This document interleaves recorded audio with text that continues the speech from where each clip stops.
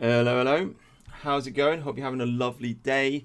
Today, I am going to make a video and I'm going to talk about health and fitness. Health and fitness 2025. I may actually even call this video self-help 2025, but I think that sounds a bit silly, doesn't it? I think I'll call it health and fitness 2025. I was hesitating to make this video because I'm not exactly the healthiest guy. I'm not exactly the fittest guy. I'm not exactly the most well-organized guy. In fact, my life is a complete disaster. Let's be honest. But I figured, first of all, it creates a focus for my mind because being on the internet, making YouTube videos like I do, if you're making these hour-long videos, then my mind tends to think in terms of 1 hour long videos. Okay, that's just the way it is because that's what I'm doing. So you program your brain to think in that way. We're all Pavlov's dogs. If you do something like that, if you are in the habit of making 1 hour videos, you will begin to think in terms of making 1 hour videos. That's just kind of the way it is. So when it comes to health and fitness, and I'm thinking, it's Christmas, okay? We're in between Christmas and New Year. It's that time of year where you think about the year that's just gone past, and you think about the year that's coming up, and you're making decisions in your head, and you think, ooh, what am I going to do? You're making your New Year's resolutions and this kind of thing. When it comes to this time of year, I'm thinking like this. Probably most people are thinking like this, and it just manifests into a 1 hour video. So, I mean, that's one reason. The other reason is just that it's a reminder to myself because I do it every year, so it just keeps me on top of things. And also, maybe people are interested. Because it's one thing to get advice. I don't even know if I want to say this as advice. This is just me rambling, really. I don't want to be giving people advice. I'm not the best person to give people advice, So don't take this as advice. But whatever the case, it's one thing for super rich and healthy and successful people to give advice. And it's another thing for somebody who's kind of like down in the dumps to kind of say what actually works. Because most of these self-help gurus or fitness gurus on the internet, they're making a lot of money. They're making a lot of money doing what they do, and they live successful lives, and they don't have to work 40 hours in a factory like I do every week. You know what I'm saying? I work 40 hours in a factory every week and probably 10 hours commuting. So that's 50 hours gone like that, right?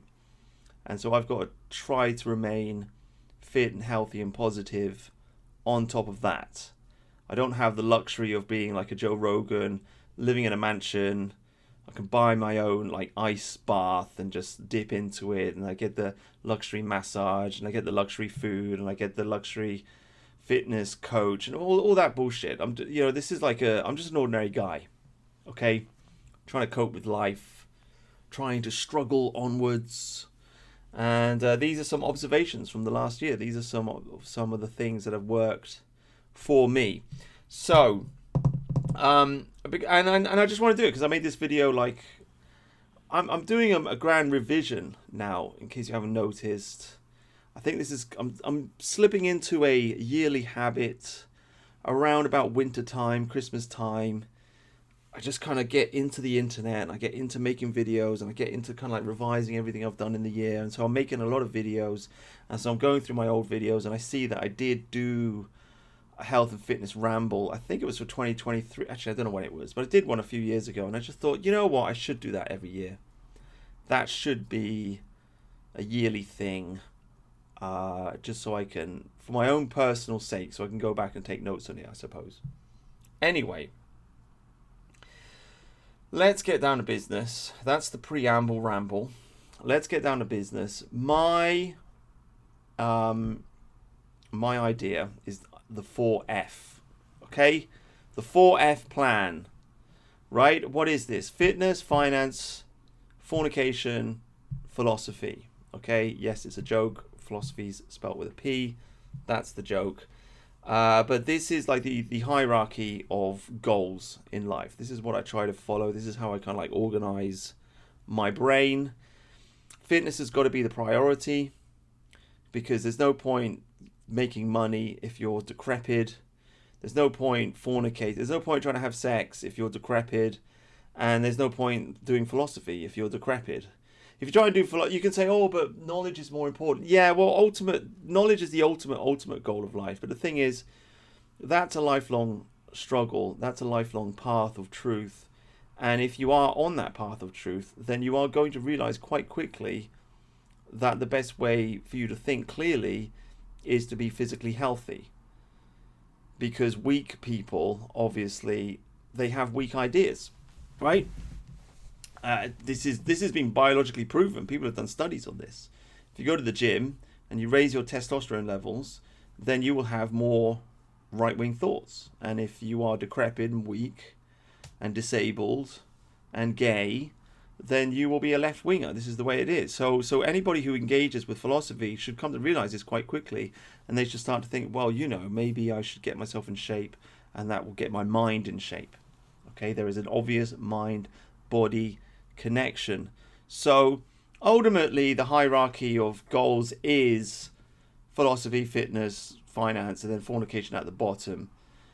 But I kind of just put fitness at the top because, well, it's kind of a message to myself, because I'm already stuck in the hole of philosophy. Do you know what I mean? I'm already down the rabbit hole, right? I'm trying to get out of the trap of just reading too much and looking at stuff on the internet and chasing after red pills and being absorbed in politics and all of this nonsense.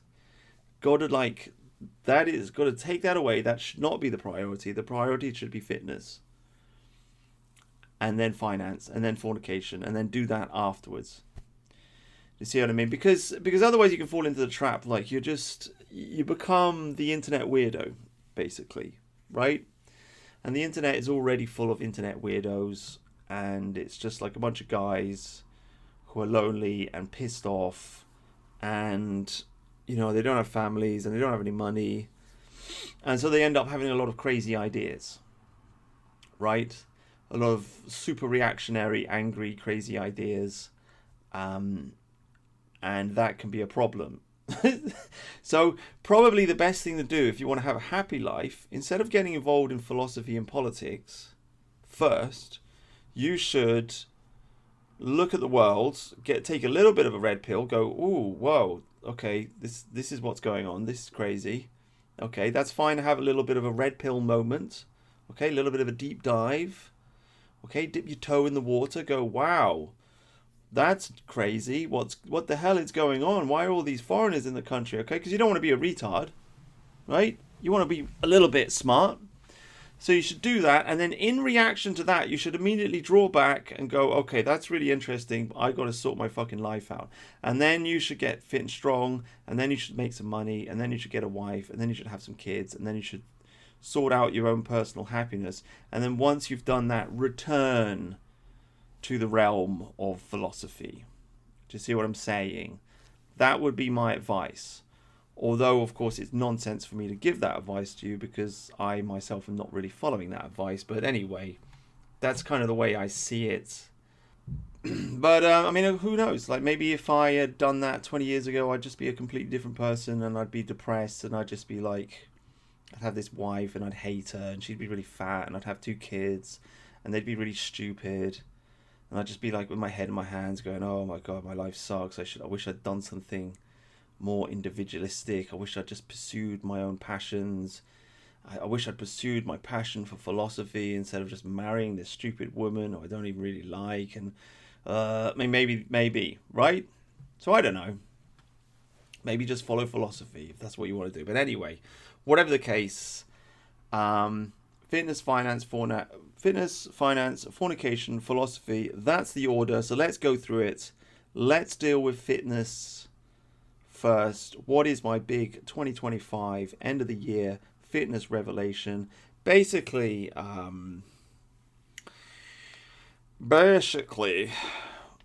the conclusion is this: 2 workouts a day, 2 short workouts a day. That's it. That is my plan. That is what I've been doing now for, like, I don't know, about a month, a few weeks, month, something like that. Okay, why have I come to this conclusion? Well, because let's try and back up here. I'm a big fan of the Great Gamma. He was one of the most powerful wrestlers that ever lived, and he was only 5'6", but he was trained in the old school method of Indian wrestling.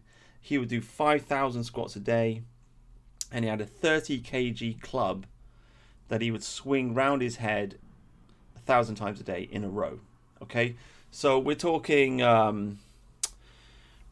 high rep, super high rep workout, basically, and this made him really, really strong. And I'm a big fan of this. I believe in the super high rep workout. I've done this before. I used to do 1,000 push-ups a day a long time ago, but I used to do it. I have been doing 500 squats a day for a while. I'm not doing it anymore. This stuff works.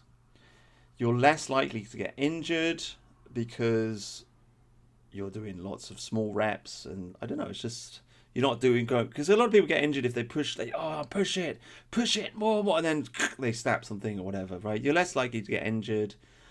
You can drag out the reps over a long period, right? So if you want to do 1,000 push-ups, you can take 4 hours and you can do it, but you will do it, and you'll get the strength, and then you can squash it down from 4 to 2, and then 2 to 1 or whatever.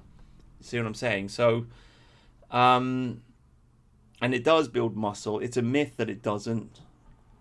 Like, I don't know why bodybuilders pretend that it doesn't. I don't know. They always say you got to go between like 6 and 12 reps or whatever.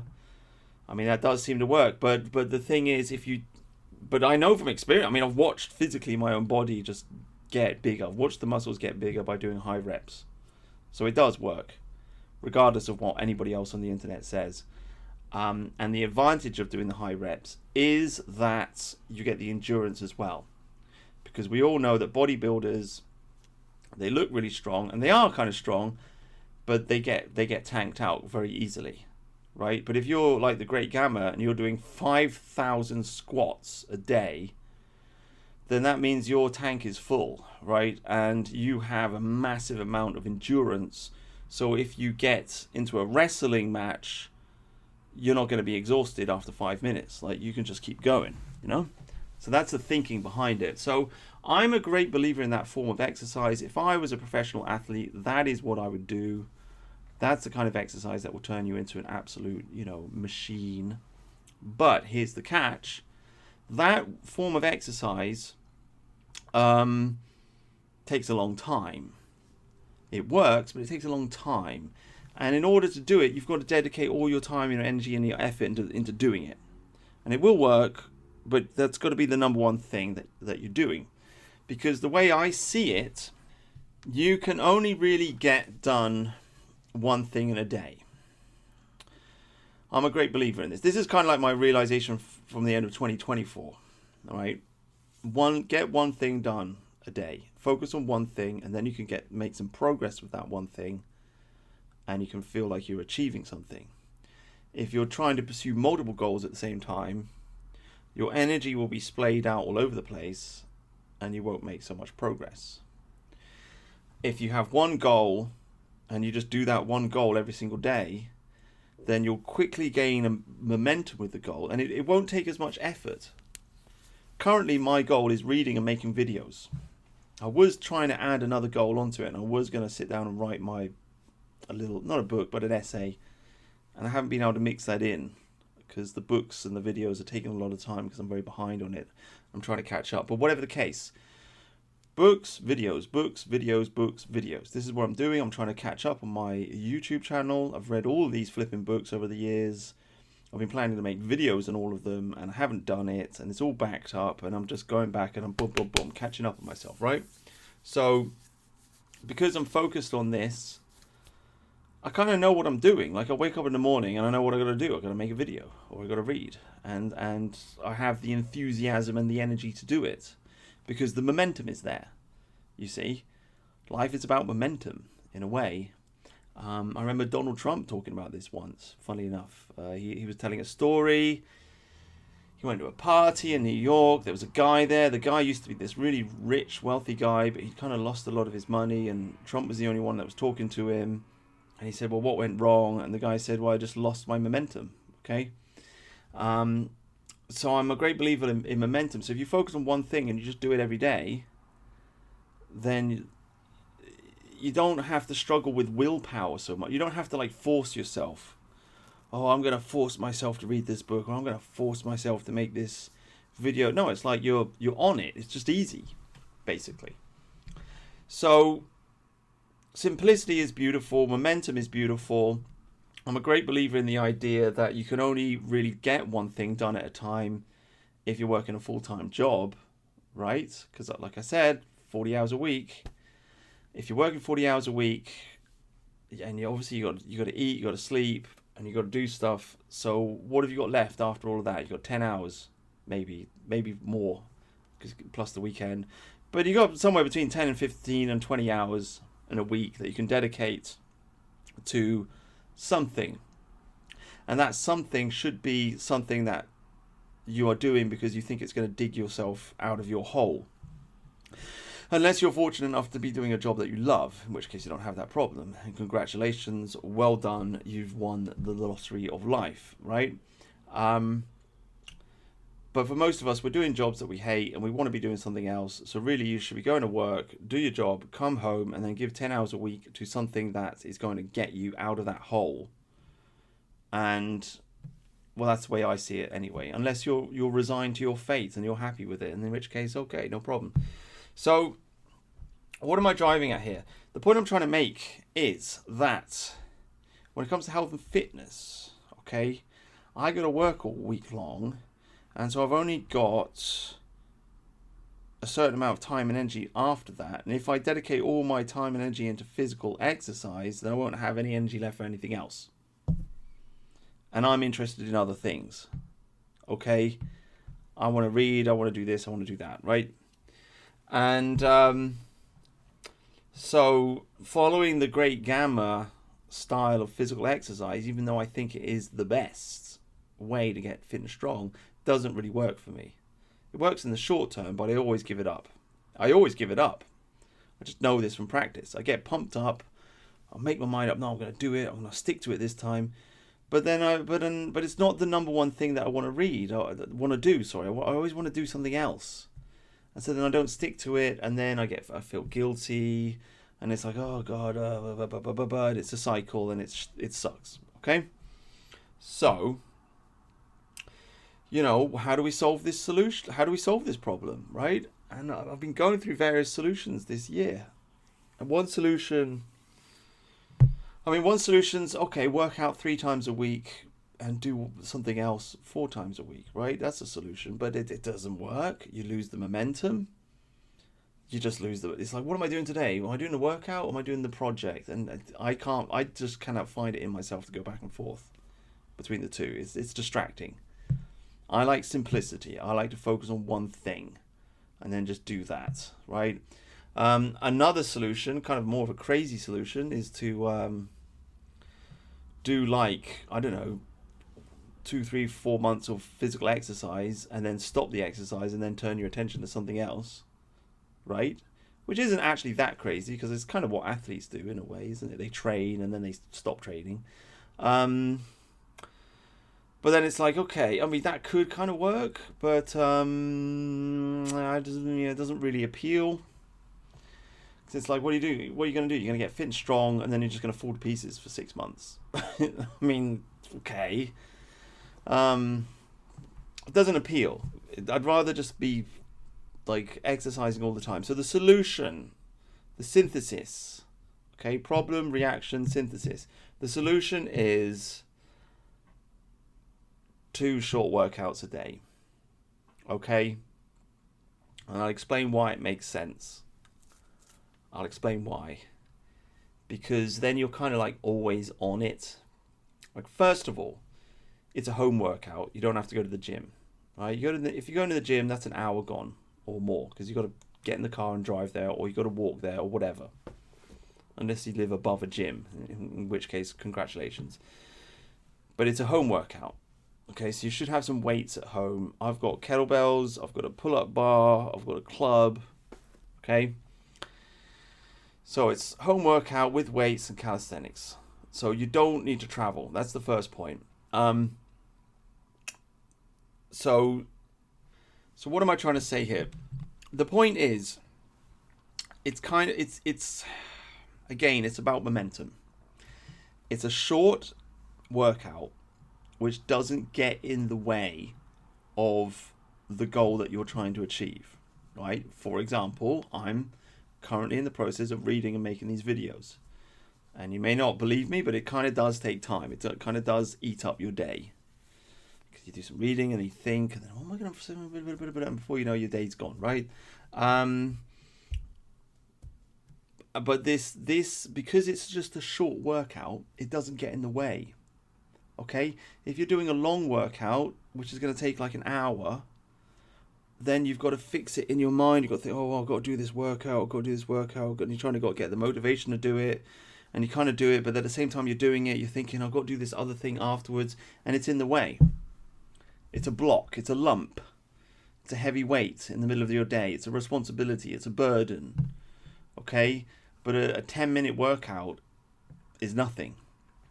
And when I say a 10-minute, I don't even mean a 10-minute workout. I mean, like for example, I just went for a walk, okay? Next pro fitness tip, by the way, if you're going for a walk, you should march.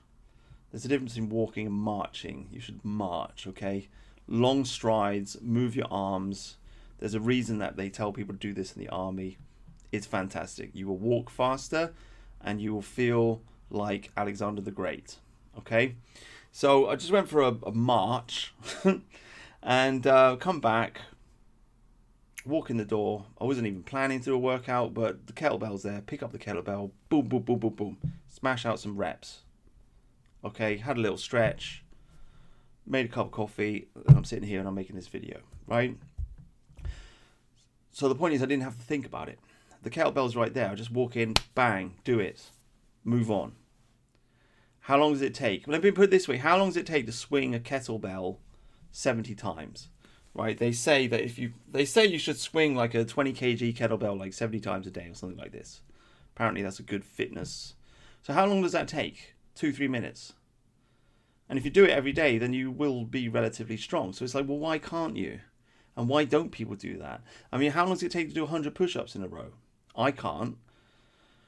I could do 50, but I can't. If I keep going, maybe I'll be able to build up to 100, right? But I mean, how long does it take to do 100 push-ups in a row? It doesn't take that long. So why don't people just do 100 push-ups in a row all the time? See what I'm saying? Like, why? So I guess what I'm trying to say is, like, instead of doing a long drawn out high rep workout, you can just do this short rep, more intense workout, either with a heavy weight, like you do pull-ups, obviously heavy weight. Like if you do 15-20 pull-ups in a row, how long does that take? It doesn't take long. So why don't you just do that every day? It's a short, sharp little workout and you'll be strong, right? So my argument is, you know, you can do 100 push-ups and then 100 squats and then maybe some stretches and then maybe some pull-ups, and you can do all that in 10 minutes, basically, if you just go boom, boom, boom, like that. Short and sharp, nice workout, high energy, and then you just get on with the rest of your day, and that's it. Basically, that's it, right? And why twice a day? Because if you do it twice a day, it's kind of like you're always on it. It's kind of like now it's no longer a case of, oh, I've got to do my 10-minute workout a day. Oh, I've got to do it, and then you do it, and then you move on. It's no longer that. And it's no longer a case of, you don't get this guilty feeling of, not a guilty feeling, but you don't get this feeling of, oh, I'm so half-assed. I'm so half-assed with my workout. I only do a little 10 minutes a day. It's rubbish. I should be doing more. You don't have that thought anymore because you're kind of in the mentality of always working out. It's like you're programming your brain to be on it. You're telling your brain you've got to be on the case. Okay, because you did your workout this morning. I mean, the way the flow usually works is you wake up, you do your workout, you go to work, you come back from work, get in through the door, bang, 10-minute workout, and then cook something to eat, have a shower, whatever, right? That's kind of like the flow. So it's twice a day, could be 3 times a day if you want it. But the point is, you're kind of like training your brain to be always on it. Do you see what I mean? Like, I just went for a walk, come back in, swing the kettlebell, and now I'm doing this. Okay? So I don't know how else to explain it, but it's just like, you're on the fucking ball, man. You're in the zone. You're in the zone. You're on it. You're not lazy. You're telling your brain, you're telling your body that you're like boom, boom, boom, boom, boom. Exercise, exercise, exercise all day long, basically. But not in an exhausting way. Not in a way that drains you and makes you tired. It's more like a pick-me-up. Because if you do a short little workout, you get the energy from it. You get pumped up. You don't get dragged down. If it's only like a 5-minute, 10-minute workout, it's more like you're waking yourself up. So, and it becomes a positive thing. Because now you look forward to it. Right? It's not like a heavy burden on your mind. Oh man, I've got to do my 1 hour long. I've got to do 500 squats. It's going to take me an hour. I've got to do it. Oh, I've got to be disciplined. Oh, I've got to be disciplined. Oh, the discipline. Oh, no, it's not like that. Because you can miss one session. It doesn't, like yesterday I only did it once because I was just fucking lazy, to be honest with you. The mid-Christmas blues, you know, and it was fucking cold and I didn't want to. I got out of bed. I did a little bit of workout, but that was it. Today I've done 2 already. So you can miss one, right? Or you've got a busy day or whatever. Or maybe you miss the whole day. It doesn't really matter. So this is the other point. It shouldn't be strict. It shouldn't be strict. This is not about discipline. This is about joy. Okay? It's not completely formless in that you're just doing some random shit. There is a form to it in that you are counting the reps and you're keeping track. Okay, so maybe it's 15 pull-ups, maybe it's 100 push-ups in a row, maybe it's 100 squats in a row, whatever it is. You've got a certain you're doing one set for each one. Boom, boom, boom. You've got standard set in your mind of like, this is how many I do for this one. And you want to hit that target and you want to get stronger. So it's not completely formless, but it's not like you're writing it down on a notepad, or you're keeping track, or you're keeping a schedule, or it's like on Tuesday I'll do this and on Wednesday I'll do that. No, because that makes it boring. That makes it a routine. That makes it a discipline, and that means it sucks. That means it's no longer fun. And this is the other kind of key point which I'm just trying to push forward here. It should be a joyful thing. It should be a joy. It should be a pleasure. Because the mind is attracted to pleasure. This is absolutely fundamentally crucial. You've got to understand this, and it will change your whole life. Okay? Because why do people give up on their exercise? They give up on their exercise because it sucks. It's a ball ache. It's a pain in the ass. It's hard work, and people don't like hard work. People want to relax. People want to enjoy. People want to be happy. So they chase easy pleasures. So instead of making your exercise routine a stress, a heavy burden, right, a mind-numbing responsibility, you make it into a pleasure. And then you want to do it. Okay, it's like sex. If you've got a hot girlfriend, you have sex with your hot girlfriend, right? If nobody's paying you to do it, you don't need somebody saying, excuse me, you've only done it twice this week. Come on. No, it's like she's there, you're there, you fancy each other, bish bash bosh, right? This is the deal, right? Because there's a passion, there's a fire, and it's enjoyable. Okay, you don't have to put it on a rota. You don't have to have a schedule. You don't have to say, okay, honey, we've got to have half an hour of sex today, or we did half an hour yesterday. We got to do it for 45 minutes, and you put the timer on, right, and then off you go. No, because once you start measuring it, you kill the joy. You see, you kill the joy of the thing. You kill the spontaneity, and etc., etc. So in a similar way, when it comes to physical exercise or anything that you enjoy, you should be doing it for the pleasure of the thing. The moment you start trying to be disciplined about it, it kills the pleasure of the thing. And once you've killed the pleasure of the thing, now it's work. And your mind is not going to want to go there. Your mind's going to want to go somewhere else because your mind wants to chase pleasure. That's just the way the mind is. You see, the mind doesn't really want to work.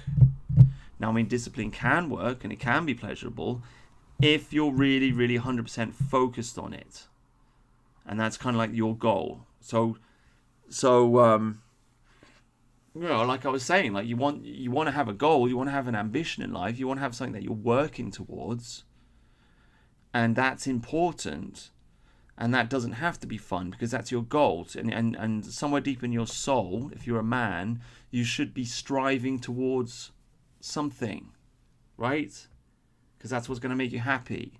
So it is absolutely true that work is good for the soul.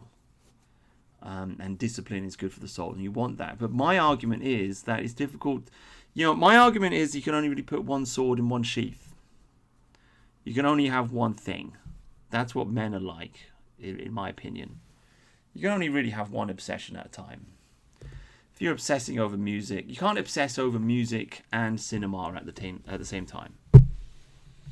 Okay? You can't obsess over getting physically fit and reading books at the same time. You can't do it. You can't divide yourself. You can only really do one thing at a time, in my opinion. Maybe you've had a different experience. Well, lucky for you. Okay, but that's just the way I am, because I'm retarded. Okay, and so that's my foolproof, retard-proof method of getting stuff done. This is why I came to this conclusion back in 2024. Because I'm just thinking, wow, my life's a mess. I'm a retard. Holy fuck, everything's fucking shit. Tell you what, I'll just do one thing. I'll just focus on one thing and I'll focus on that. And that's what I did, and it worked really well. And last year I read a whole bunch of books, really focused on my reading, made some progress with that. And that went on, and then I was distracted from that in kind of a natural, organic way. I drifted towards the music, and then I kind of realized, I'm playing music. Okay, let's get into the music. And I made a lot of progress with the music. Tidied up all my songs, wrote out a new songbook, wrote a whole bunch of new songs, recorded them, got them all stored. I haven't put any of them on the internet yet, but that's because I haven't worked out how to produce them. But I wrote a whole bunch of songs, right?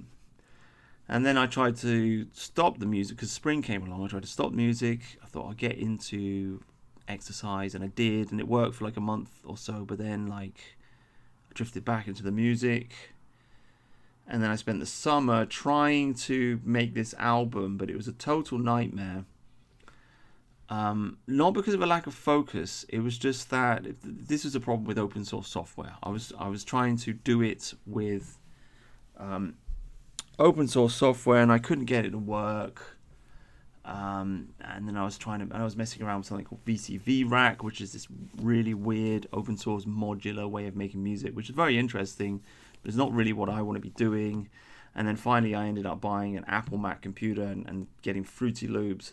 But by that time I kind of exhausted myself and run out of enthusiasm, because I'd just gone on this massive 2-month-long hike through this open source hell. So that unfortunately didn't bear any fruit. But the focus was there, but I just, I had technical hiccups and what have you. And then what happened? And then kind of been flip-flopping around, and I'm back into focus now, essentially. That's kind of been my year. But the problem throughout the year was the flip-flopping back and forth to the exercise, you see, and trying to make that the focus. And then that was kind of like kept knocking me off my focus on whatever else it was I was doing. You see, that's been the issue that's been bugging me all year.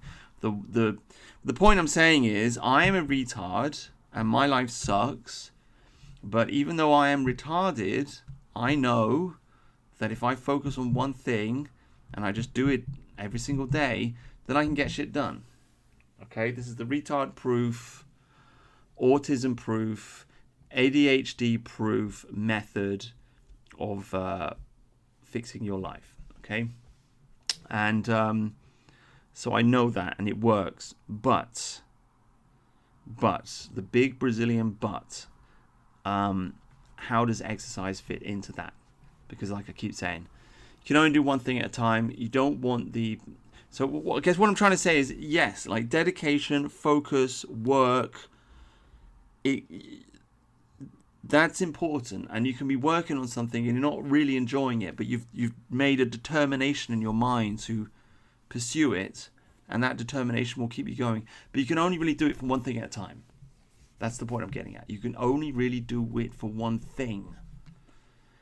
You can't focus on making music and simultaneously put the same amount of focus into physical exercise. You just can't do it, in my opinion. So what do you do with the physical exercise then? You do your 10-minute workout twice a day. Okay?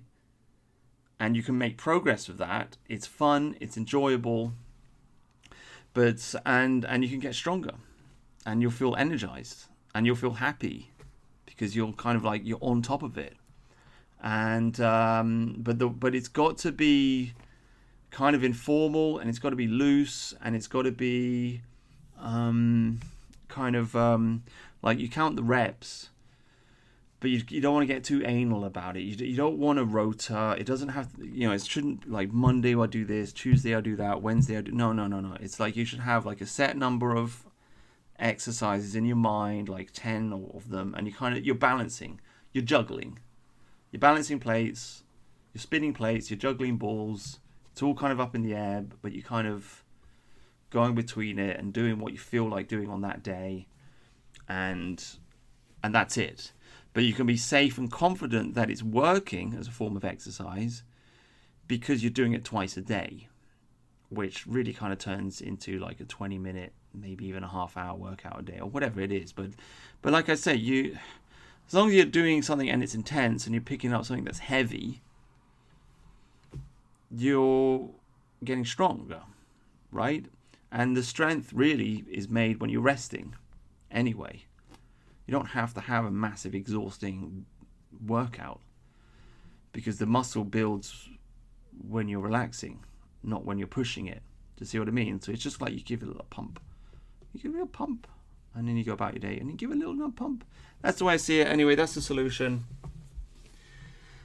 That's it. That's my health and fitness ramble. Ask me in a year's time when I do health and fitness ramble 2026. I'll tell you if it's worked or not. In addition to this, I've given up the alcohol. That's a major step forwards. I don't know exactly how I managed to do it, to be honest with you. I've been struggling with alcoholism for quite a long time. Not full on alcoholism, but just like this lazy kind of like drinking beer every night sort of attitude. And I'm not even sure why I've been doing it. Partly it's because of boredom in the evening, and I'm not really sure how I've managed to give it up. Which is one reason why I make these videos, by the way, so I can go back and look and think, why did I overcome that? I did used to keep a diary. I've kind of fallen out with the diary. I've been in the habit for the last few years of keeping like a Word document and just writing stuff down in it throughout the year. But I went back and read my old diary, and it's just like it's just a bunch of nonsense, and I just don't want to write. No, I don't want to do it anymore. So whatever the case, when it comes to alcoholism, I do not want to be a teetotaler because I just think drinking is just part of English culture and it's part of social culture. And I know a guy that's a teetotaler, and it doesn't seem like he has any fun. He could have been a friend, but it's like, oh, do you want to go to the pub, have a pint? He's like, no, because he doesn't drink. So it's like, that kind of sucks, doesn't it? Like, I don't think... Do you want to be the guy that goes to the party that doesn't drink? That seems dumb. So, I don't think drinking's the problem. I think drinking alone at home is the problem, right? Having a beer once a week is not a problem. Or having a beer... in fact, it doesn't even matter really so much how many times a week it is. Unless you're a really social person and you're drinking all the time and it drags you down. I mean, that's... if that's your situation, then I don't know. But the real killer is drinking at home alone, right? That's fucking awful. You don't want to fall into that trap. So how did I overcome it? Again, I didn't want to be the teetotaler. The way I overcome, I'm not even really sure. I think what happened is somewhere along the line, I kind of made up my mind that I would only drink at the weekend, and so I'd only drink on a Friday, a Saturday, and a Sunday, and I'd be, I wouldn't drink on a Monday, the Tuesday, Wednesday, the Thursday. And once I'd made that up in my mind, it was kind of like, oh, okay. I just managed to, it's like I've got this self-control now, which I just didn't have before, because it'd be like a Tuesday night, I'd be like, nah, I don't want to drink. And it's like, as soon as I got that, I was also able to give it up at the weekend, for whatever reason. And I think also rejecting cinema has been a big part of this, because what I used to do is I used to drink and I used to watch movies, and I just got fed up with it, because movies are boring. It's shit. All the movies are shit. I've watched all the good ones like 10, 20 times already. So I just, and I also think I got into the reading a bit more, and I just enjoy that a bit more. And it's just like, yeah, drinking and reading doesn't really mix. So I just want to read now. And I'm not really sure. But anyway, seem to have chucked that in. Okay. So that's good. I was thinking about giving up the coffee, but I like coffee and I need coffee to work, and I think that's just taking it a little bit too far. I will be staying away from the sugar. Maybe I'll go back to fasting once a week like I was before, now that I'm not drinking. So we'll see what happens. But anyway, that is the health and fitness ramble. Other golden lessons I've learned this week is just do not doom scroll in bed. Get out of bed and do not doom scroll. I've actually relapsed on this. Probably because it's the holiday. Got a bit lazy, but I'm going to chuck it back in again, because you do not want to start your day by having the very first thing you do in the day is get addicted to your phone. You're literally just programming yourself to be a phone addict. So if you wake up in the morning, get out of bed. Okay? Basic advice, but it's golden. And if you have trouble finding the willpower within yourself to do that, then shout at yourself. That's my advice. Like, just be like, mate, like, stop being a fucking idiot. Get out of bed, you lazy cunt. And just say that to yourself out loud. Okay? That should get you out of bed. Second point of advice, have a shower first thing. So basically, best thing, get out of bed, do a short workout, have a shower straight away. Do not fall into the trap of, just have a cup of coffee first, then you sit down, and then you're on your sofa and you're reading a book or you're doing whatever it is, and then it just makes you slobby. Don't do it. Okay? Get out of bed, have a shower, do a workout, have a shower, go into the kitchen, clean up. If you didn't wash your plate up from yesterday night or whatever, if you're lazy or whatever, clean up, and then you'll be on top of it, and then your place will be clean and everything will be nice, and that's it. You gotta just stay on it. If you get out of bed, if you doom scroll in bed, and then you get out of bed, and then you make a coffee, and then you sit down, and then you read your book, and then before you know it, it's lunchtime, you're probably gonna have a bad slobby day. So you kind of you got to be on top of that. Basic stuff, but it's worth saying. So that's my realization on that. I don't know if they've got anything else to say. I don't think. So that's the fitness and health. That's the fitness. As far as finance is concerned, I've given up on the Forex addiction. I've been plagued by a Forex addiction for about 5 years now. This time last year, I thought I'd cracked it, but I hadn't. My flipping master plan addiction was, I was addicted to the pound yen and the breakout at 8 o'clock in the morning when the market wakes up, because it always kind of sort of does something. I don't know, I just had this fixation on it for whatever reason, but I can't get it to work. As far as Forex goes, I'm all the way down now to if you don't trade Forex, I don't know if this is going to make any sense to you at all, but Forex just means foreign exchange, so it means trading currency markets. I'm all the way down to trading price action. They say price action is king, so I just trade lines of resistance. now. I don't bother with any of the other indicators. I'm so sick and tired of indicators. Indicators are just secondary to price action. If you don't trade Forex, you've got no idea what I'm talking about. But it's just, after years of faffing around with it, the lines of resistance, that's where it is. The thing is going to hit the line of resistance. It's either going to go through it or it's not, you know, and that's where you make the trades. But I've taken a step back now. I'm trading the 1 hour chart. That's how I've kind of beaten my Forex addiction, because the urge is there, right? The desire is there to make these trades. And so how do you satisfy that desire? Well, instead of trying to trade the 1 minute chart and sitting there for hours staring at it waiting for your trade to pop up, trade the 1 hour chart and just do some shopping, find something that looks good, place the trade, walk away. That's how I've kind of like overcome that gambling addiction. So it's kind of like it's still there, but it's not consuming me anymore, right? So that's that. But as far as making money is concerned, no, well, I've got an okay job now. You know, it's okay. I'm paying the rent. You know, that's it. Still poor, but whatever.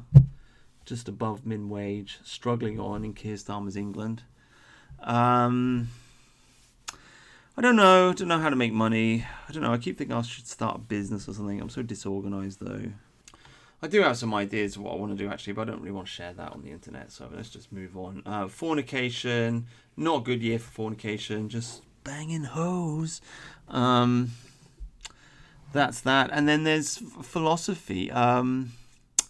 Yeah, I mean, as I said at the beginning of the video, that's kind of become clearer. That's become a lot clearer in my mind. In that, you know, I've been on the internet like 10 years and read a bunch of books, made a bunch of videos, and I'm just kind of doing this big revision now. That's what I'm into. And I was naively thinking that at Christmas I'd sort all this out at Christmas, but I'm looking at it and it's actually I've got quite a lot that I need to do in order to catch up on myself. And what I mean by that is that, like, I've read quite a few books and I was intending to make videos on these books and I haven't done it. And I'm looking at them all on the bookshelf right now and it's just like, oh wow, yeah, I've got to. So, I mean, I don't know actually, maybe 6 months, maybe less. I don't know. For me to, kind of nail stuff, because there's other stuff I'd like to talk about as well that aren't, like, I'd like to make a video on Pizzagate. I did a video on Pizzagate a long time ago, and it's just been it's disappeared, and I don't know how that thing got memory hold, but I should have a video of that on my channel. I want to do a 9/11 video, a loose change video. I'm kind of working on that right now because I've just discovered that the people I'm doing a live stream with are just not red-pilled on 9/11 being an inside job. Like, I just take it as a basic assumption when I talk to people that they realize it's an inside job, and I'm kind of shocked to find that they don't know this stuff. Do you know what I mean? I'm just like, what? You actually think a plane can hit a building which is 100,000 tons of steel? The building's made of steel. It's made of solid steel, and you think it's the building's just going to collapse in on itself as if it's made of wood and plaster and bricks or something like this? Like, what are you, like, really? It's very strange to me that we've got this new generation that's popped up that's just completely brain dead when it comes to conspiracy theories. Like, I'm quite shocked, to be honest with you. So anyway, I just feel like there's a whole bunch of subject matters. Like, I feel like I'm tidying up my YouTube channel, cleaning it up, making it nice, making it presentable. That's probably going to take 6 months at least to catch up on all of that. Probably. I don't know. Touch wood. Who knows? So yeah, that's going well. I did want to sit down and I wanted to write, like I keep saying, I want to write this essay. I've got the title in my mind. The hour and a half video that I did, entitled "England Needs Direct Democracy." that pretty much nailed not everything I wanted to say, but a lot of it. I could have gone on to say more, but yeah, I really want to do that, but I'm kind of slogged down right now with trying to catch up with myself. Do you know what I mean? I think I've got to make a whole bunch of videos and a whole bunch of books just to catch up on myself, and then maybe I'll do it. Or maybe I should do it now and then catch up on the books. I don't know, but this is what I'm thinking about right now. This is what I'm into. But I'm basically just in the zone for making videos, kind of having a good time, enjoying doing that. So I might as well just stay in this zone. And then once I've caught up with myself, and once I've written this book about the need for direct democracy in England, and maybe I'll take some time out. Maybe I'll go back and I'll do some music or something. I'll just switch the internet off for 6 months or a year or whatever. I don't know. I just feel right now that I've got like a burden to do this. I think that's the conclusion. So that's kind of where I'm at right now. And yeah, it's okay. It's all good. Quite enjoying the chit chat with people on the internet. Enjoy making the videos. Yeah, I feel like I'm reaching a conclusion with all that. It's part of a cycle. I'm recognizing more of a cyclical nature to my life, in that I get really, really into the videos, and then I drop that, and then I do something else, and then I come back and I get into the internet, and then I drop it and I do something else. This is why I get upset with people who, like, I don't know, they burn themselves out on the internet. They get really into the internet, and then they get pissed off when it doesn't work out for them, and then they just disappear. And it's like, well, you put all that effort in to build up a profile, and then you just disappear. Like, if you're fried out, take a year off and come back. The internet will still be there. The characters that were involved in the internet, they will still be there. Do you know what I mean? Like, it's like I wish there was some more continuity in that respect. The internet's so etheric, and people just come in and then they disappear, and it's like, I thought we were friends, and then you've gone. That's a bit sad, isn't it? Yeah, I don't know. That's it. That's all I got, guys. Sorry, 52 minutes. Health and fitness ramble. I've rambled myself out. Yeah, but like I say, the big breakthrough is the fitness. I really think I've cracked that now. I'm really happy with that. And the reading, and the read a book, make a video about the book you've read.